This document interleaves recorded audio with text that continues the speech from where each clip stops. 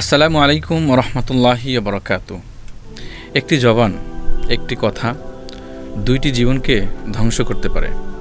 আমরা প্রতিদিন এমন কিছু কথা বলে ফেলি যা কারো হৃদয়কে ছিন্ন ভিন্ন করে দেয়, অথবা হাসি ঠাট্টার ছলে এমন কথা বলে ফেলি যা অন্যের জন্য তার আত্মমর্যাদাবোধ এবং সম্মানকে নষ্ট করে ফেলি, এবং সেই মানুষটিকে আল্লাহর কাছে ছোট করি।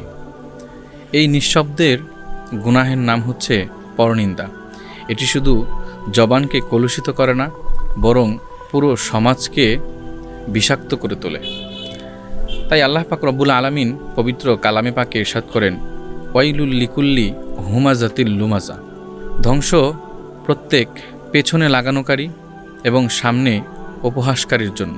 এই ছোট একটি আয়াত যাতে আল্লাহ পাক রব্বুল আলামিন আমাদেরকে অত্যন্ত গুরুত্বপূর্ণ একটি বিষয়ে শিক্ষা দিয়েছেন। আমরা প্রতিনিয়ত কারো না কারো দোষ চর্চা করে থাকি, পরনিন্দা করে থাকি।